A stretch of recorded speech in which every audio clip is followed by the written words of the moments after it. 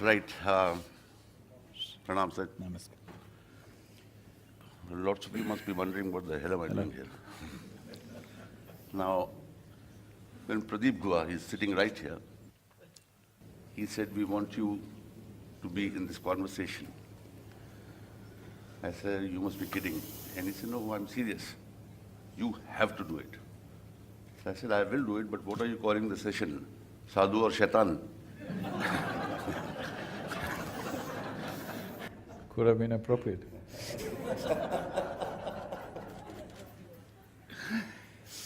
And then the last 1 week has been grief and pleasure for me. I was going on a holiday to Goa when my good friend Jitendra Jain walks in and says, gives me a bag of things on Sadguru and says, learn something about Sadguru. I said, I'm on a holiday. I did some reading, very interesting reading. So grief actually turned into pleasure. Thank you, sir. My wife was wondering as to what's happened to him. These are not the kind of books he used to come to Goa with. But I did a little bit. Now, first of all, I think this is a great opportunity for all of us to learn. And I'm not going to confine it to this question. There are certain issues. It's an advertising forum. There are people's issues on which he has wonderful things to say. And I'm going to try and see if we can get maximum out of Sadhguru. I don't know when is he going to be with us again. Now, spirituality and consumerism. Is it versus? Is it with each other? One is about attaining satisfaction. The other one is about continued dissatisfaction. So my first thing that I want to ask you, Sada, I have a point of view. That is consumerism actually driven by paranoia in the people. People buy 6 sarees because they think if I go to this party and somebody else is wearing a saree like me, I'm paranoid about it. People buy a new mobile phone within 3 months because somebody else has got a new mobile phone and I'm paranoid about it. When it comes to children's products, I think the paranoia is at a phenomenal level. I remember when I was young, nobody stopped me from climbing trees. Nobody gave me extra supplements in my food. People allowed me to do things that I wanted to do. And today it is a scenario, I don't know what all we are feeding our children. There is paranoia. There's continued paranoia going on. And I find that paranoia, I stretched it a little bit. What will be the next stage of this paranoia? That mothers will say to their sons that do not become a batsman. I want you to be Tendulkar. But I don't want you to be a bowler. So why don't you want me to be a bowler? He said, have you seen Muttaya Muralidharan? Leather ball, he puts his fingers in his mouth, bowls it, it travels all over the ground, and it comes back again, and again he licks it. There are some who are also biting it. So where can they coexist? Is it paranoia? One would love to hear your views, sir. Good evening, everyone.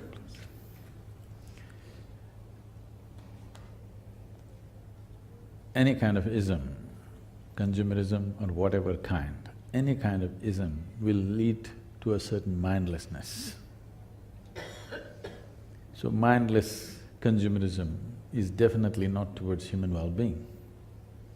The advertising industry should focus on creating conscious consumer rather than mindless consumerism. Because consumption used to be a disease, you know.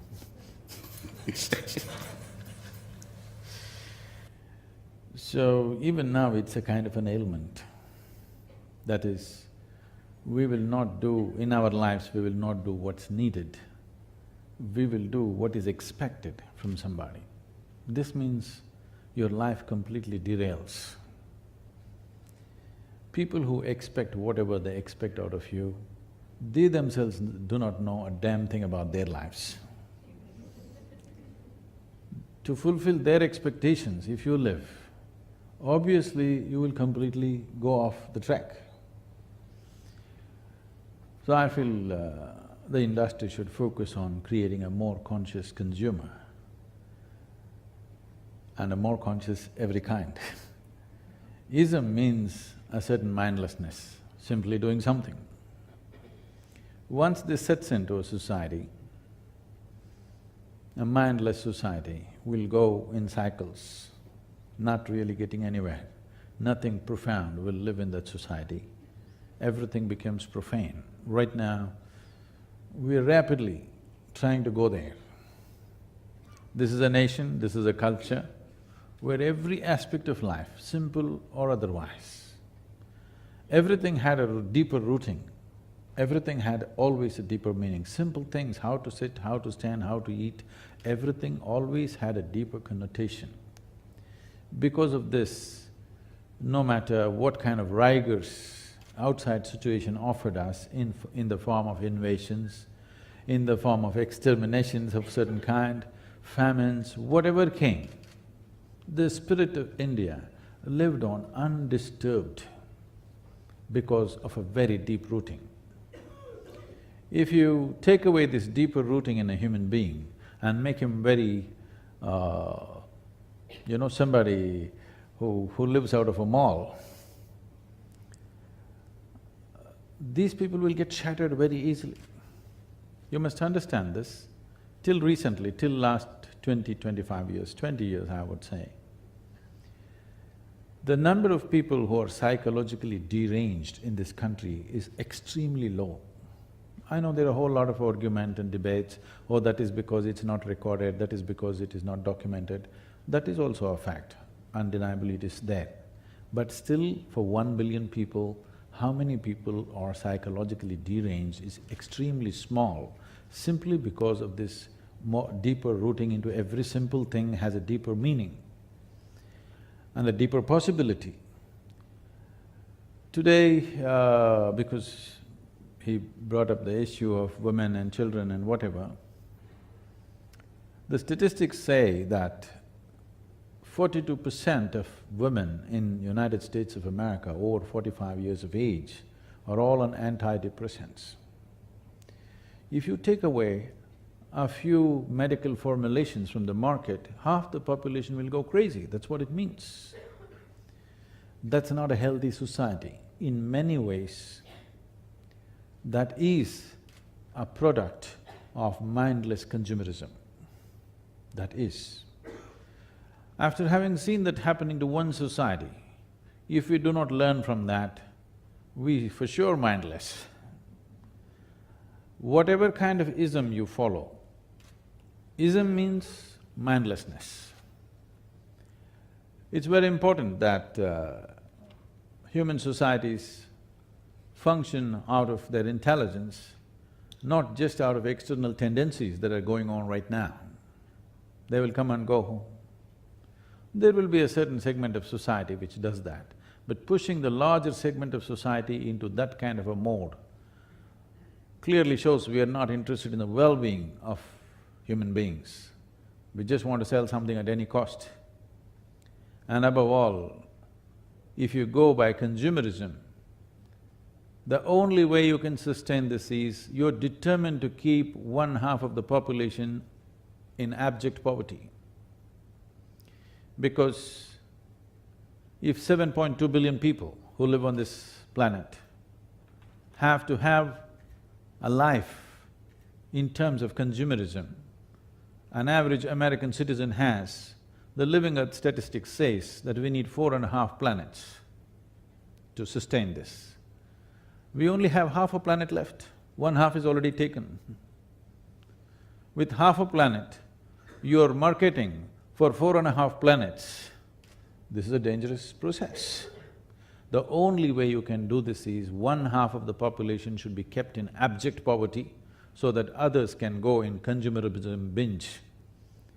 I think a more sensible way of living is possible. This does not mean you do not enjoy your life, this does not mean you don't have things. Everybody can have what they need. Everybody can have what they can use, but just for the sake of satisfying somebody else's opinion who himself is mindless, if you go about digging up the planet, because whether you take a phone or a car or a spacecraft, you can only dig it out of this planet. We're going to dig the Mars, that's different, but right now, whether you make a safety pin or the biggest machine on the planet, you have to dig the earth. I'm not trying to render an ecological message. I'm talking about human beings. This is like the proverbial Panchatantra story where a man is sitting on the wrong side of the branch and cutting it. If he succeeds, he will fail. That's not good. If you succeed, if you're going to fail. This is happening. Successful people on the planet, not so much in India yet, it will come. In the Western world, the most successful people do not carry the most joyful faces, okay? They carry really tense and agitated faces. So now we are sending out a message to the younger generation, success is suffering. This is a very wrong message. If you do this, what happened in the 60s in America will happen everywhere. The message was so clear that success is not worthwhile, so the younger generation chose, they thought it's better to sit on the street side and smoke pot. Definitely, at least we're happy. That's the philosophy of the youth. That will come everywhere if you send out this message that success is suffering. Success is the sweetest thing in human life. It doesn't matter whether we do small things or big things, success is the most important thing. If success becomes suffering, if a society gets this message, that society is for sure down the drain society. So consumerism, creating a conscious consumer who can pick and choose what he wants is different. But mindless consumerism is definitely pushing us in that direction. I know all the advertising giants are here, I would please request you, in the interest of your children and the future of the nation and the world, it's very important how we promote this. So, spiritualism also has an ism at the end. If it's an ism, that is also mindless. Where do you see the balance? See, when the ball is set rolling, today, I'm sure that if I was to request some of the mothers out here that refrain from pushing your child into this, that, the other, I'm sure all of you will throw me out of the house because the ball has got rolling. There are other students in the class. They want their child to be better than the others. So the question really That is… they do only till they're 12 years of age, after that they're doing their own thing. True, but I'm saying that if in a society which around the world is moving in that direction, what are the few suggestions that you would give to people to try and bring that sense of balance that you're talking about? India, still largely, the parents are still pushing their children towards a certain educational qualification because survival is still a strong force. Except in a thin veneer of society which has gone beyond survival, the larger part of India is still striving for survival. In most families still somehow get to the engineering, get to the medicine, get to IAS, something because survival. Survival mode is still strong. That should not last forever. But when a conscious mode comes, when survival is not the big issue, when conscious mode comes, at least now there are no compulsions. When survival mode was on, there is a certain compulsion. Everybody became doctors, whether they liked it or not. Everybody becomes IT engineer, whether they like it or not, because survival. But once the survival mode is over, the blessing of being beyond survival concerns is that you can choose. You want to create another level of compulsiveness, this is madness. This is sheer madness. When survival is in question, everything is by compulsion. The dictates of survival will determine what you should do and what you should not do, or what you can do or what you cannot do. Very few will escape that. But once the dictates of survival are gone, you're off the survival mode, this is a time when you should consciously choose. This is not a time to imitate other people. This is not a time to take mass decisions. This is a time individual people can flower. Because the essence of human life is that individual human beings can grow to their full potential. If that doesn't happen, you have degraded the humanity. You have taken away the possibility of what those individual human beings could be. Our education systems are still in that mode. These education systems were created so that you could be a cog in the larger machinery of industry or business or whatever they have created. Reducing a human being into a cog who serves a certain machine is once again only significant as long as survival is in question. Once that's taken care of in a society, it should not exist, but unfortunately, we try to fix them into a different machine. When you have children, you must understand, first of all you must understand, children don't belong to you. They don't come from you, they only come through you. You must understand the privilege that another life passes through you and becomes real. You must be always grateful and see it as a privilege. This is not a time to exercise your right of property. It's not your property. An individual human being cannot be your property. It is not for you to fulfill all your unfulfilled dreams through your children. Yes. It is not for you to drive them in any particular way, harness them in any particular way, no. Does it mean to say you just leave them? So the question is, if I don't influence them, somebody else on the street will influence him, somebody else in the school will influence him, so better I influence him. In terms of… the best thing you could do with your children is… It's okay, we're going off the advertising track. I'm still there. Okay. We'll come back to that. When you… when you have children, one thing is, the moment a child arrives, a whole lot of parents think it's time to teach.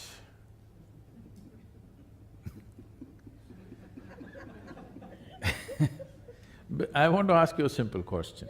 Between you and your child, if the child is below 10 years of age, between you and your child, who is more joyful, you or the child? The child. Then you please tell me, who should be a consultant for life? The miserable one or the joyful one?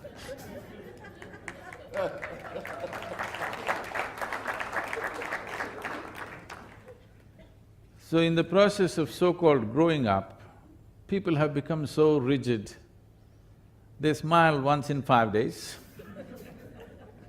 Laughter happens when they get drunk only.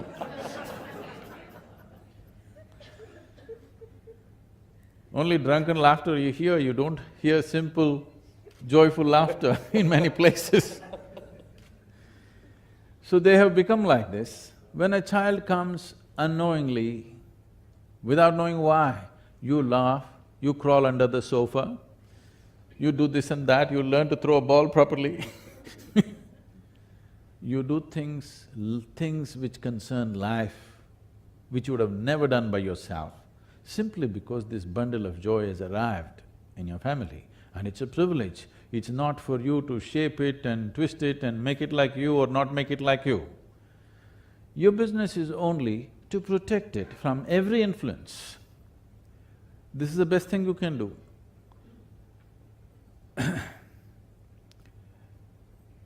People keep asking me, Sadguru, how is it that a whole range of things you can do and you know, how is it? So the thing is, I remained uneducated. It's not an easy task, I want you to understand. Because from the first moment you're born, Your parents, teachers, adults, just about everybody in the world is trying to teach you a whole lot of things that never worked in their lives. Yes. They're even telling you where God lives, His address, His children's names, His birthday, everything they know, but they don't know a damn thing about themselves. So, a whole lot of things. If you can keep your child just the way he was born, an active intelligence, no conclusions, you would do the best thing for him, believe me. But he won't agree because he would like to influence him with his advertisement. I only have dogs, sir, and That's they don't listen to me anyway. So I'm fine.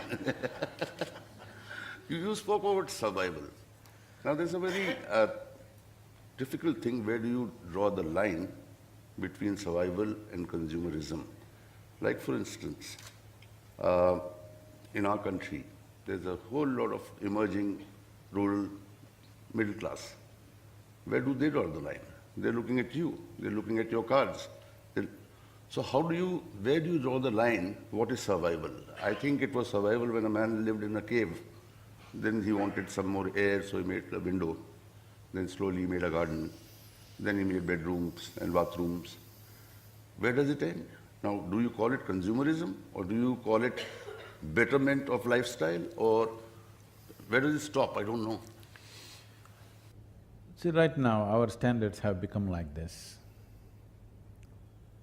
Everybody wants to do what America does. If all the Americans put carbon dioxide in their water and drink it, everybody drinks it and says, oh, this is the real thing.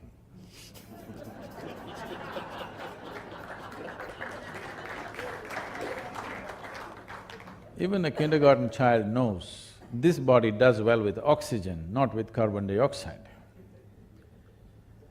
If all the Americans wear only blue trousers, everybody in the world, across the world in blue trousers. If all the Americans tear their pants in their knees, everybody tears their pants in their knees and walks around. So knowingly or unknowingly, we have promoted America to a leadership position. So because we're just imitating that, we need to understand America evolved as a nation in a completely different kind of geography, in a different kind of atmosphere. The people who went as the first, today they call it as the fathers, of founding fathers or whatever,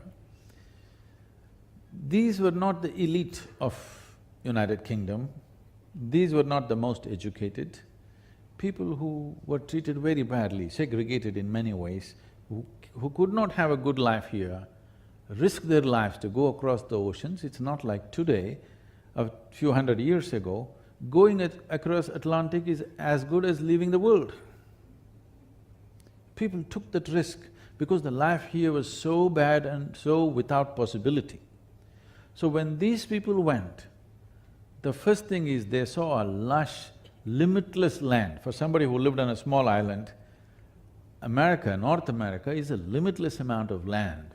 So they went and the only way was to splurge everything, from water to land, agriculture, everything that they built super-size because they were just working out their poverty states that they had there. This happens in every society, but unfortunately that culture grew in the same way and the whole world is taking to it. Is it right or wrong? I'm not questioning the morality of it, I'm only questioning the practicality of it. I'm not saying which is right, which is wrong. Everybody can live whichever way they want. So if all of us want to live whichever way we want, at least we must have this much. At the beginning of 20th century, we were only 1.6 billion people. Today, we are 7.2 billion people. The United Nations predicts that by 2050 we'll be 9.6 billion people. If we really want to splurge and do whatever we want, at least we must reduce our population. As a generation, if you do not produce children, at least that way, you can do your consumerism whatever you want. You want billions of people to grow and then consume, this is suicide. There's nothing else but suicide. So, instead of leaving it to the predictions and saying by 2050 we'll be close to 10 billion people, if we consciously aim by 2050 we'll be 3.5 billion people, not by killing anybody, just by postponing the reproduction process. If you do that, you don't have to express so much concern about what individual people are doing.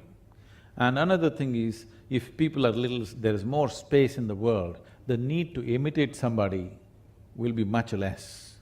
This is happening because we are all cramped up in one place. What somebody does immediately affects us and suddenly we look high or low. So we have to upgrade our stuff too immediately. If there was little more space, you will see the whole consumerism process will come down. There is all packed up in cities like this. In one apartment house, if there are 500 people living, if one kid carries this one, everybody wants to carry that one. Little more space would do that, but that space is only possible if you work on the population. Right now, this whole discussion, we are trying to work on human aspirations. We will never succeed. This is only I'm talking, but we will never succeed.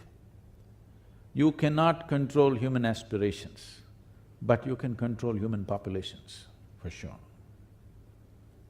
Now, I think a lot of us are confronted with this kind of question very often by more evolved people, that advertising actually promotes consumerism. What is your take on that? Because I personally believe if somebody is making something and somebody is willing to buy something, then we are doing a fairly good job. I don't believe advertising is the basis of consumerism. Probably a sensible advertising definitely creates a conscious consumer. Maybe, I don't know much about this, I only look at the news channels. So looking at the advertising process in the news channels, I would say only about 15 to 20% is kind of mindlessly pushing people towards something. Others are more trying to create a choice that one can choose. 15% is not going to be so corrupting. At least something is 15% for us. It used to be commission earlier.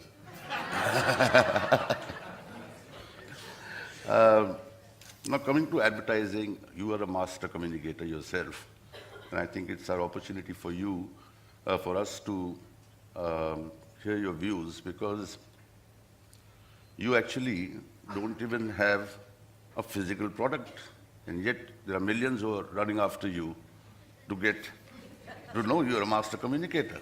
I at least can say, hello, would you like my specs? See, nice specs, better than that one's. So I've got something to sell. You have nothing tangible, physical, not tangible, but the physical. I appreciate the correction. You communicate so brilliantly. Now, where I am relating this question to our part of the world is that I have a point of view on that how you say it is as important as what you say. Whereas in our business, there are many people, particularly clients, please listen carefully, who are only interested in the what. And they say, okay, why don't you reduce this scenario? This is not selling the product. Whereas some of us believe out here that the how is as important, if not more important than the what. Now, you have said so many things and said them so beautifully. You are a master storyteller. So can we hear your views on the what and the how? Can I tell you a story? Lovely.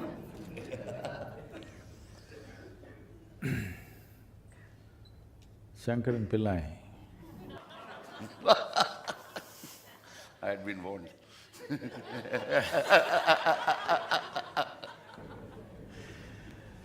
Shankaran Pillai was a compulsive bridge player. Every day in the evening, he and 4 of his friends gathered and every day they played bridge. and they played for money, some stakes, and that day the stakes went up. One of the friends, in a single hand, lost $1,000.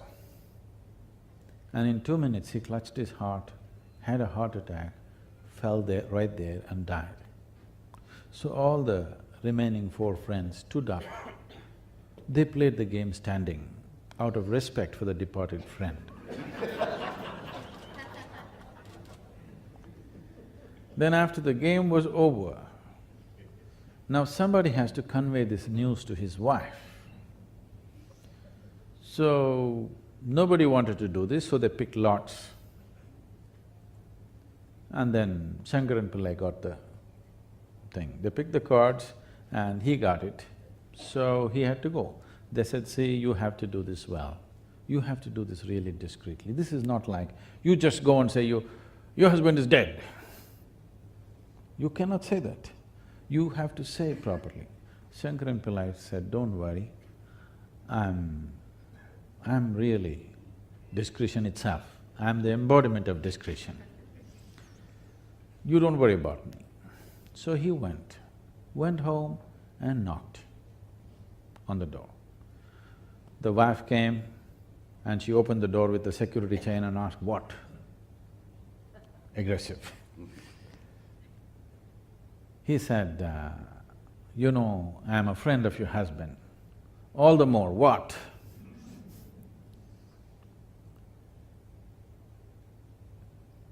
So he said, your husband lost $1,000 in a single hand today.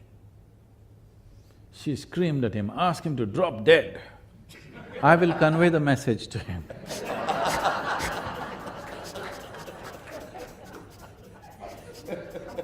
That's fantastic.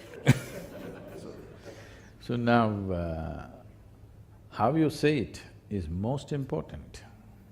It's more important than what you say many times, because what you say, even if it's the most profound thing, can be misunderstood and distorted in no time in other people's minds. Great things have caused enormous damage to people and to larger humanity simply because of the way it's been said.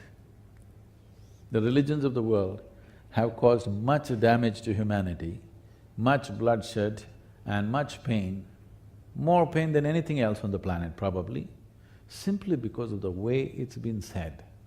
What has been said is not really the problem. The way it's been said has caused all this pain and suffering. So how you say it is extremely important.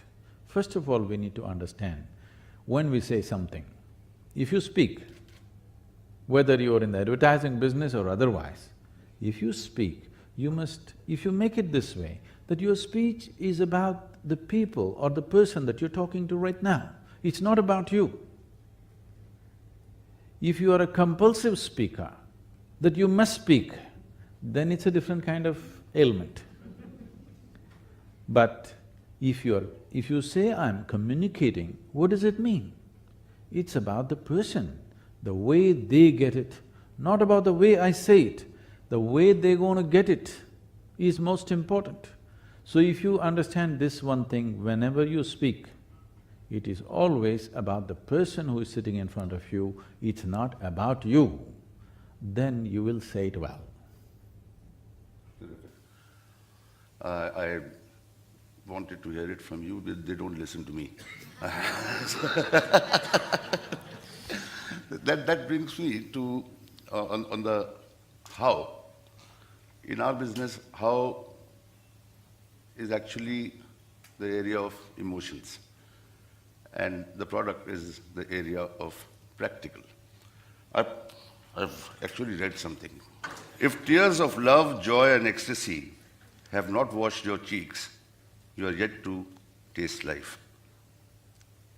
I want you to elaborate on that, the role of emotion, the how in communication. If you…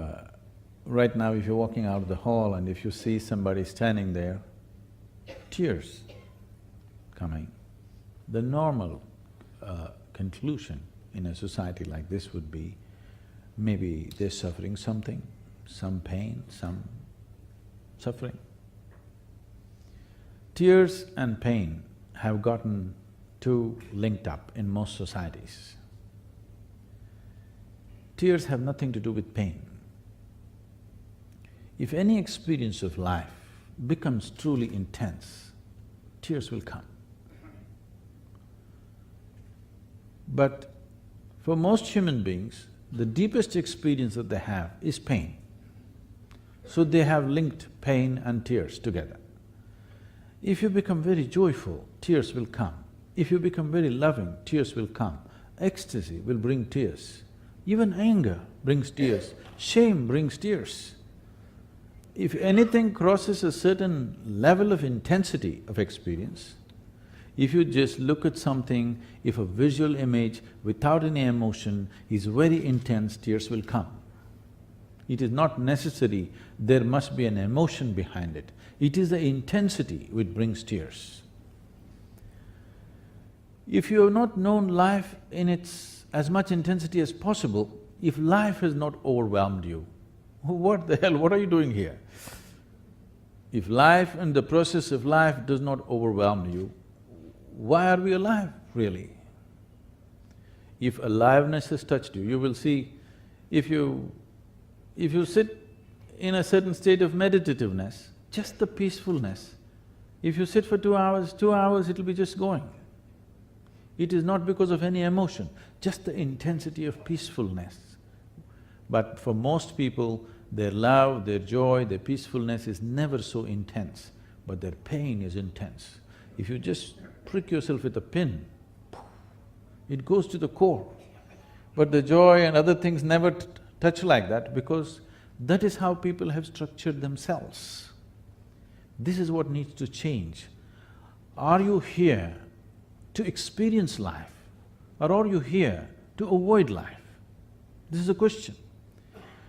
There are two fundamental forces that are constantly working within a human being. One is the instinct of self-preservation, which is always telling you to put a strong boundary around yourself so that nobody can hurt you and harm you and whatever else.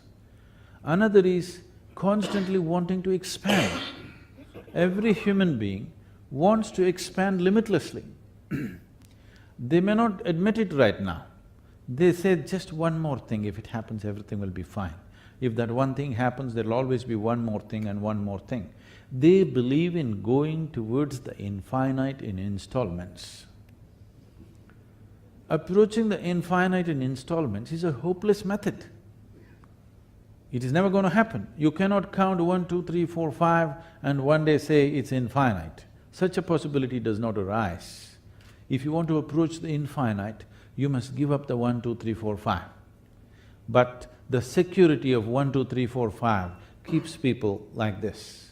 This is a mode where you have gotten into your mode as to how to avoid life because some experience of life, your own or somebody else's, has brought pain. So the best thing is to insulate yourself from life itself because life is the source of pain. You will notice this if at any time, I've seen people, I've never had a first-hand experience of these things fortunately, because this has always been my problem. My parents, my father always worried. He would say, what will happen to this boy? He has no fear in his heart. I never thought fear was a virtue. Why is fear a virtue? Fear is the most debilitating emotion that a human being can go through, but that is considered a virtue. Even if you say divine, even if you say God, you become God-fearing, isn't it? Because somebody's out there to do something to you all the time. So we have thought fear will make life safe. No, the only thing that makes your life safe is your sense, not fear. Fear will avoid life.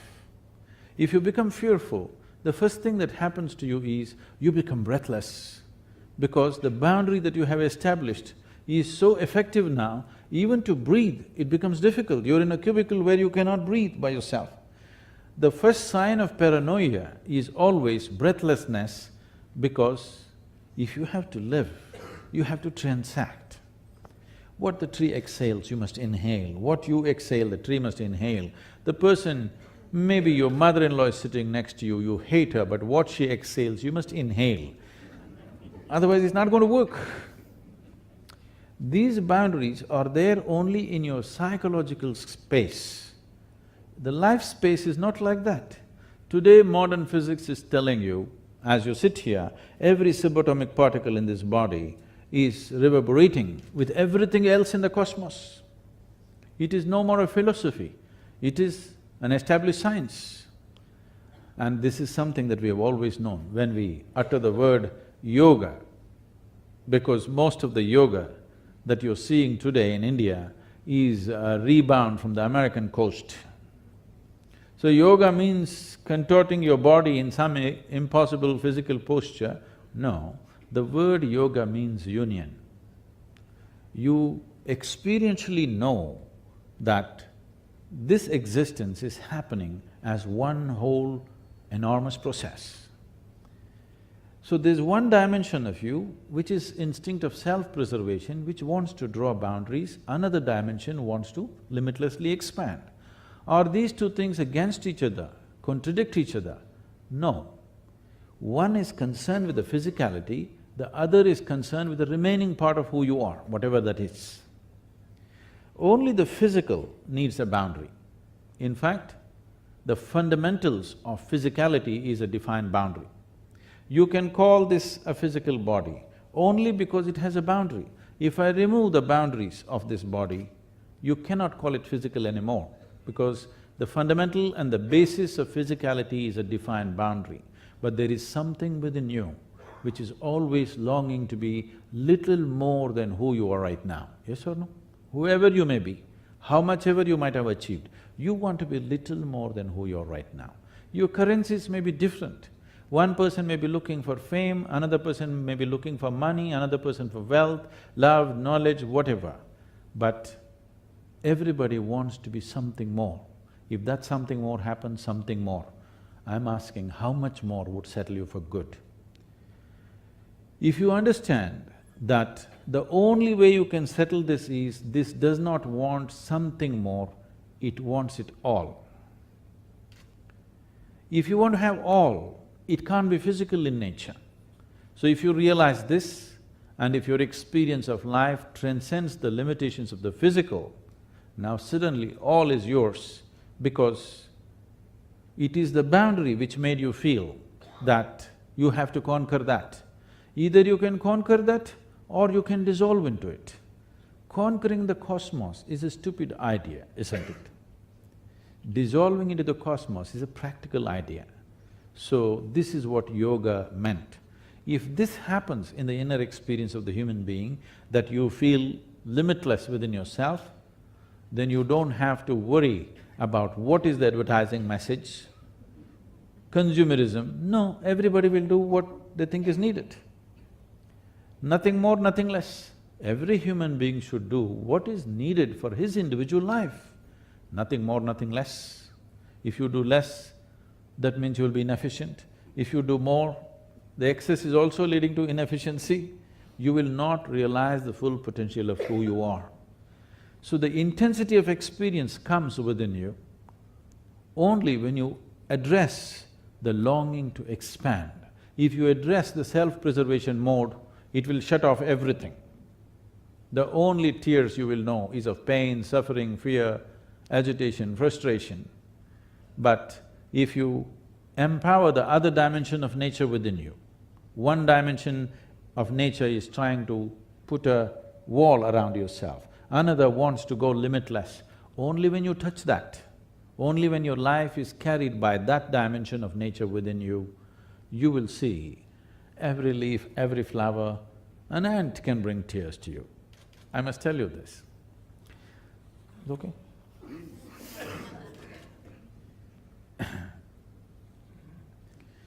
I had a great-grandmother who people in those days said, she's a devil of a woman. Not because she did any evil to anybody, it's just that if she laughed, the whole street would shake. Like that she laughed. In those days, women were not supposed to laugh loudly like that. I don't know how people manage to live without women who cannot laugh. It should be tough But she is a woman who when she laughed, everything around her shook. She lived up to 113, 113 years of age. When I met her, she was over 100. So at the age of 68, she moved out of the family structure. By then, she had buried her husband, she had buried many of her children, a few grandchildren, a few great-grandchildren also she had buried. She got married at the age of 14 and over 100 years of age, she had seen everybody through. So at the age of 68 or 70, she moved out of the family, she built a small place for herself and she grew her own food and she lived by herself.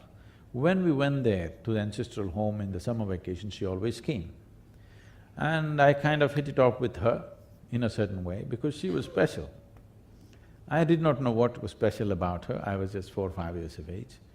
But with her you could do anything you wanted, so I liked it There were no rules with her I would see her, somebody would bring breakfast for her, then she would go about giving this breakfast to the ants, to the sparrows, all the sparrows are dead now, to the sparrows and to the squirrels. Most of her breakfast would be gone like this, and people around her, self-appointed advisors would say, you give away all your food to these creatures and you will die like this. All these advisors died, but she lived on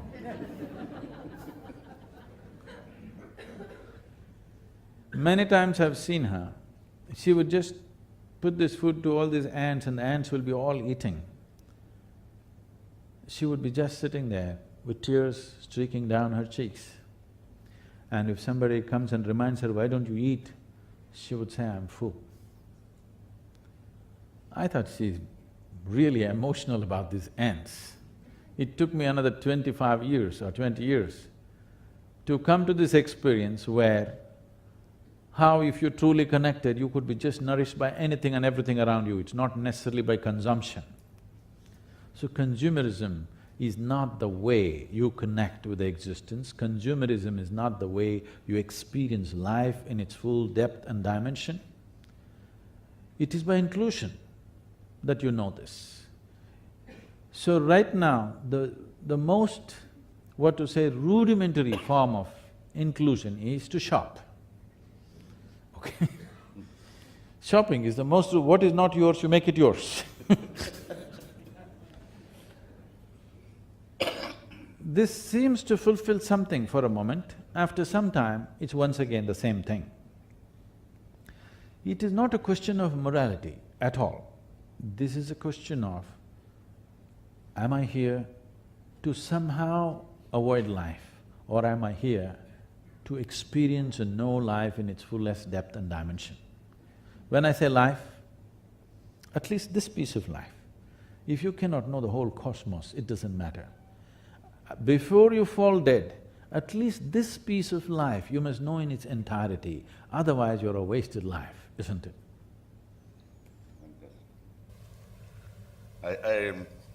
I think you might have questions on consumerism, but you can wait a little bit. I will not miss this opportunity on some other aspects of our business, which are not just about business, there are issues on life, which I want you to…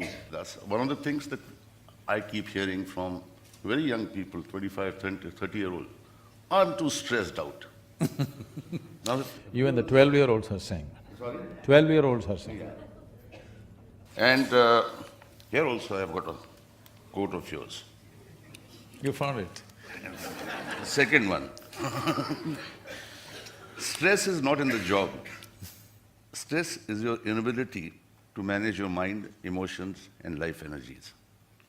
Please tell me some nice way of communicating this to lots of young people in our business. I think lots of us would like to take that lesson and take it to the kids. So what one person feels as a great stress, another person breezes through the same situation, isn't it so?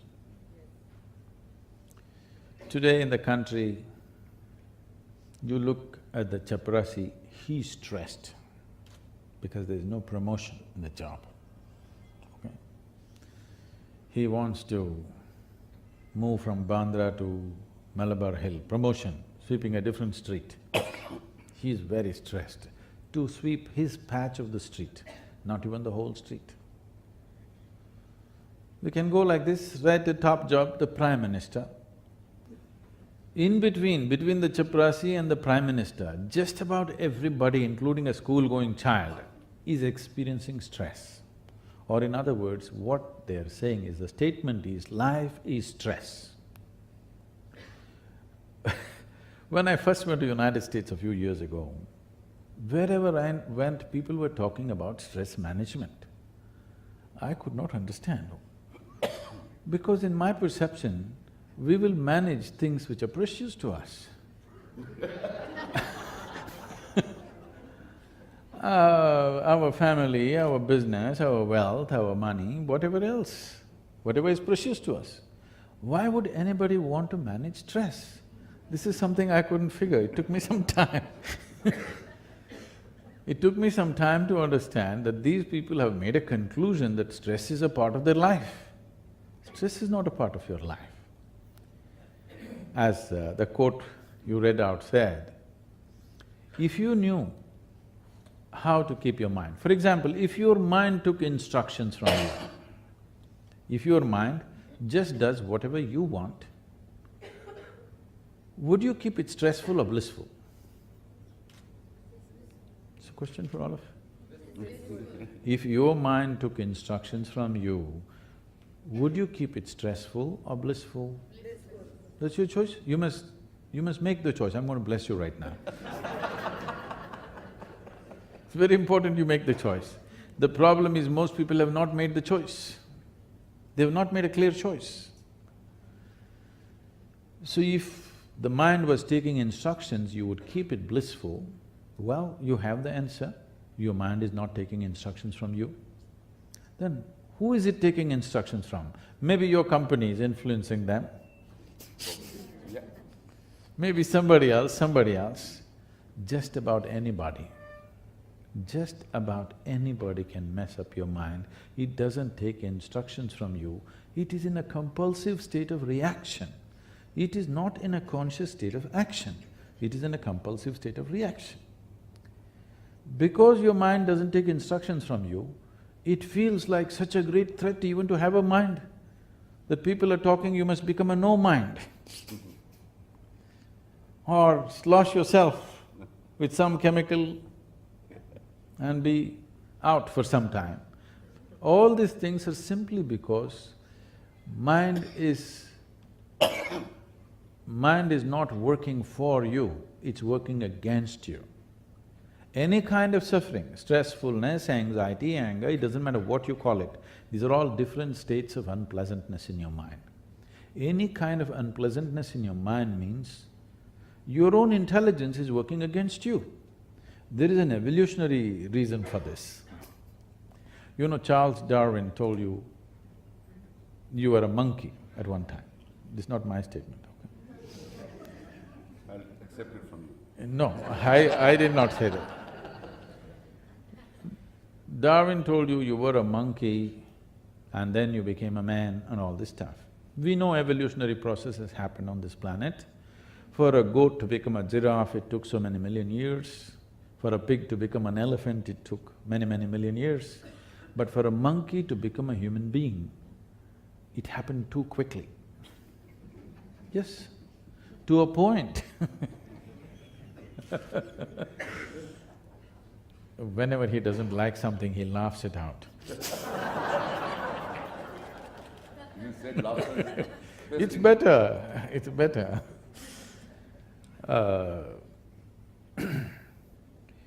To a point where the anthropologists of the day are saying there is a missing link somewhere, because there are some jumps which are not logical, they have happened too rapidly. There are many reasons, I will not go into the scientific reasons why it happened so rapidly. There are good scientific reasons as to why it just kind of picked up so much momentum, the evolutionary process. But now what's happened is, we have an intelligence for which we don't have an appropriate platform. Unless you create a proper platform, your intelligence will torment you. Right now, human beings are suffering their own intelligence. When you have a mind of this kind of breadth and capability, every human being has, they kind of restrict it because the fear of suffering. They think if their mind functions freely, so much suffering it'll bring. Stress, anxiety, fear, all kinds of things. A stable base is what is missing. The spiritual processes, particularly the yogic practices, when I say yoga, do not think of impossible postures. There are various things to create a stable base, a kind of base which can hold this intelligence with ease. If you do not do that, in the evolution of intelligence from monkey to man and in the evolution of the body from monkey to man, they have happened at different speeds. The evolution of the mind and consciousness has gone too rapidly, the body has not gone so rapidly. So because of this, there is a little bit of thing, you have to do something with this. You have to bring a certain balance and stability into your system for you to enjoy this intelligence. Otherwise, this intelligence will turn against you and torment you in a million different ways. And that's what is happening, which we are today calling as stress. People are saying, my job is stress. Okay, I'll have you fired. Will you walk happily on the beach? No, you will be depressed. If I give you a job, you'll be manic. If you lose a job, you'll be depressed. One last one, before I ask people to ask you a few questions. We are a industry about change. We want to do things fresh, the way they have not been seen earlier, in order to make them enjoyable and in order to carry your message in a better fashion. There were two more quotes of yours I've got, which confused me a little bit, so I need a little bit of clarification. Where's my magic book?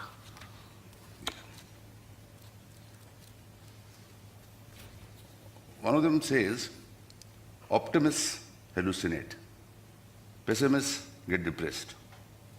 Both will not get anywhere. You have to be a realist, willing to see everything the way it is. The other one says, making predictions based on existing realities is very wrong approach because it completely discounts the human potential to transform situations. So, is it about taking the real, or is it about making the real, giving it a chance to blossom by treating it afresh? I personally read a bit of a contradiction here, and I thought the master is… Contradiction in what? To me, the first one seems about see things the way it is. Don't be either a pessimist or an optimist. Second one says that if you're making predictions based on existing realities, it's a wrong approach because it completely discounts the human potential to transform situations. So what has not been transformed till now is actually a change. Am I confused or am I not articulate? One of the two is sure. No. The thing is, with every aspect of life, people are trying to bring stability into their life by making conclusions on everything. You have to become something. You have to become an optimist, you have to become a pessimist, you have to become a theist or an atheist, or you become a Hindu or a Muslim or whatever. You have to become something to become stable, because this is identity-based stability. The moment you identify yourself with something, whatever it may be, the moment you identify yourself with something, your mind will function only around that, whatever you're identified with. Once mind is functioning only around that, it becomes like a whirlpool of its own. If you watched in a river is moving rapidly towards the ocean, there'll be a whirlpool here. This whirlpool goes nowhere, it is always in the same place. This is the nature of the whirlpool.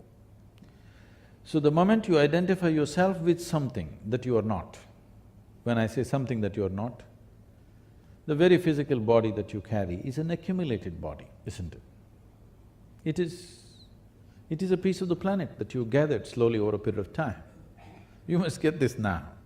If you don't get this now from me, one day you'll get it from the maggots, and that's not of much use. Right now, you know that this is just a piece of the planet that you picked up.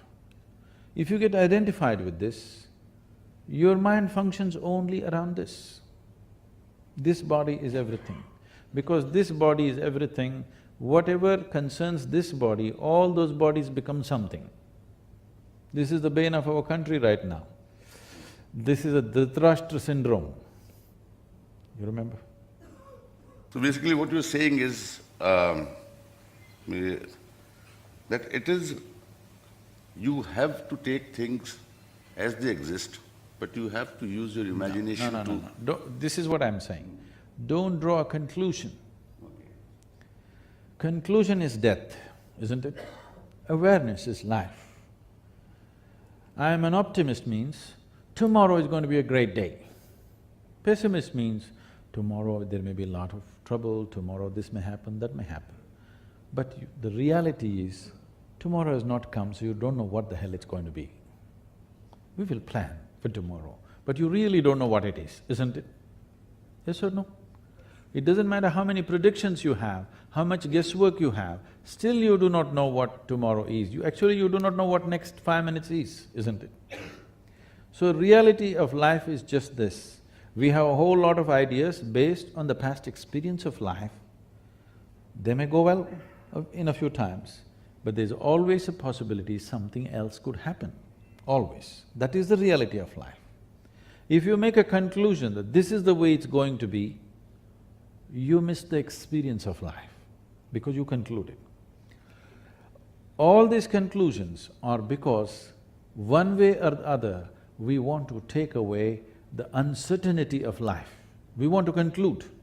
People want to conclude, there is God, there is no God, there is like this, like that. Atheists and theists are just people who neither have the courage nor the commitment to seek what is true. So this is why you must understand, in this land, the fundamental ethos of this culture has been that this is a land of seekers, never a land of believers. In the same family, 5 people can worship 5 different gods because we have understood the technology of God-making. Yes, yes. We know how to create forms which will work for us, and we know very well we created it. And there is a certain process called Ishta Devata. That means you can choose your god of your liking. There are 33 million gods and goddesses, you have a choice, but if you don't like any of them, you can make your own. Really. If you worship the tree in your garden, nobody in India thinks you've gone crazy, okay? Somewhere else they'll report you. Yes. It is so. You worship a small rock on the street side, nobody thinks you're crazy, okay, you relate to that, it's fine with me. You worship the clouds in the sky, perfectly fine. Because whatever you relate to, you make it your God, because anyway we know you made it up. We are conscious that we made it up. Some people have lost that awareness that they made it up. Yes? And this is very important. Does it mean to say there is nothing beyond us? Well, before we came here, the planet was here, the cosmos was here, after we are dead, it'll be here. So obviously we didn't make it, nor are we running it. Definitely there is something bigger than us, but not the way we imagine, because this imagination is coming from a certain obnoxiousness that the cosmos is human-centric. The cosmos is not human-centric. We are just a small happening in this creation. We also have a place, but the world and the existence is not centered around us. This is a very obnoxious conclusion we have made. Because of these kind of conclusions, we become this or that. Why is it so necessary to make a conclusion?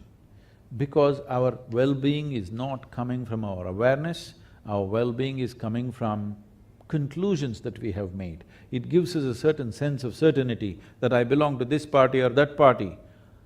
I'm willing to look every moment and see which is the best thing to do right now. No, that seems too uncertain. But whatever you do, whatever arrangements you make, whatever conclusions you make, reality will get you the way it gets you, all right? Yes or no? It'll anyway get you, one way or the other. If you are in touch with reality, if you are in tune with reality, you can handle these things gracefully. Life and death, you can handle gracefully. Otherwise, if you're an optimist, you will go towards… till as long as a few things are working, you're okay, after that you will be frustrated. If you're a pessimist, we don't have to tell you. You've already given up on everything. Well, thank you, Sadguru, for everything. I don't know what all…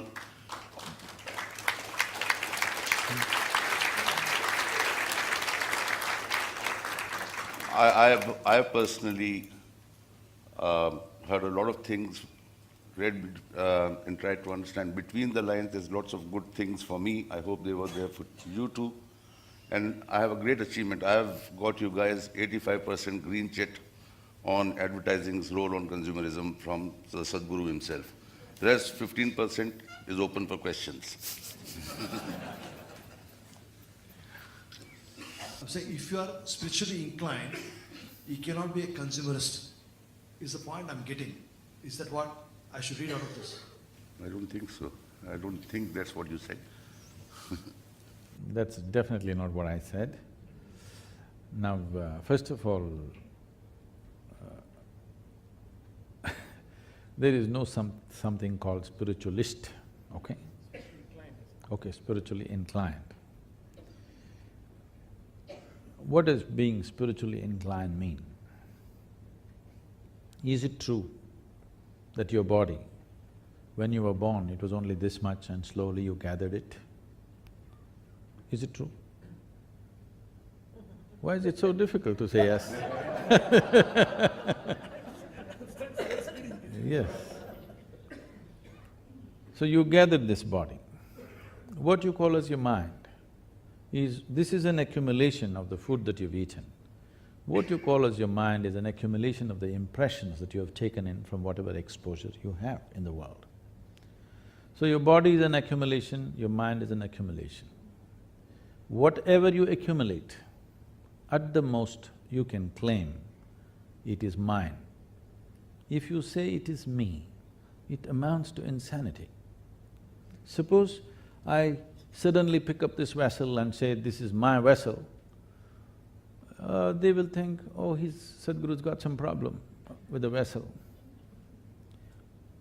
But everybody says he's wise, let's listen some more. After some time I say, this is me, then you will say, let's go.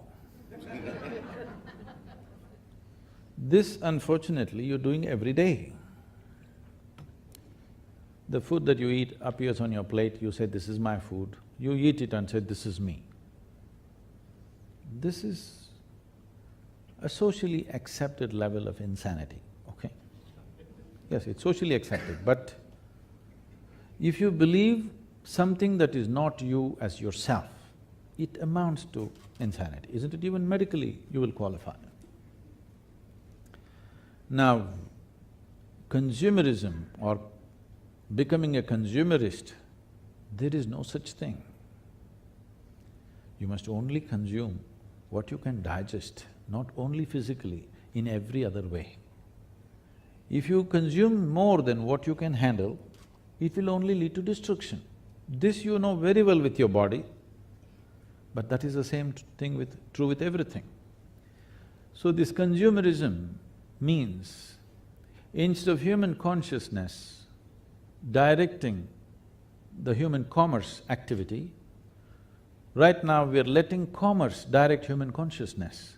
This is a dangerous way to live, and it is definitely not a sustainable way to live.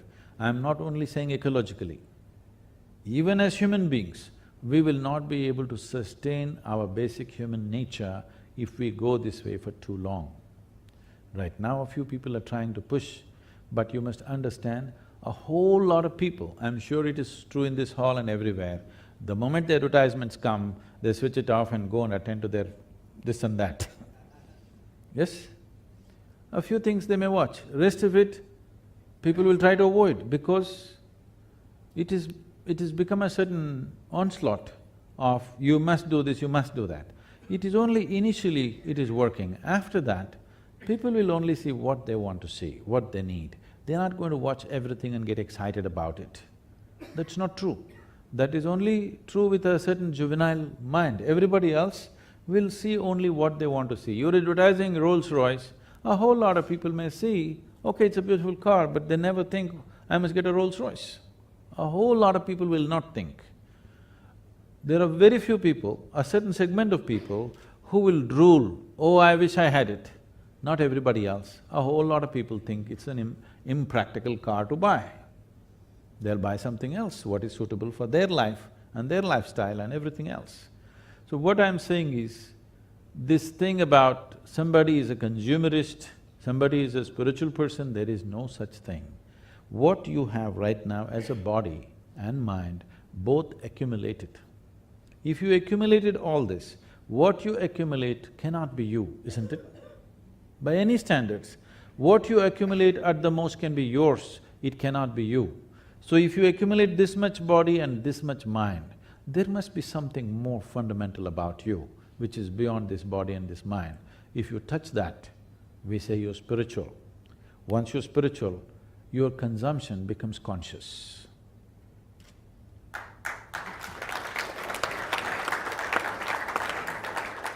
I'll leave you with a very happy thought. In the car when I was traveling with Sadguru, he said, I've seen advertising around the world. I think we have the best advertising in the world. So, well done, guys. I'd just like to request Atit Mehta, who is an esteemed managing committee member of our IAA, to please come on the dais and convey the vote of thanks. I just want to take the opportunity to thank Sadguru and Piyush for having a wonderful, wonderful hour and a half we spent with them. Thank you so much indeed. Thank you, sir. Great to meet you. I will visit.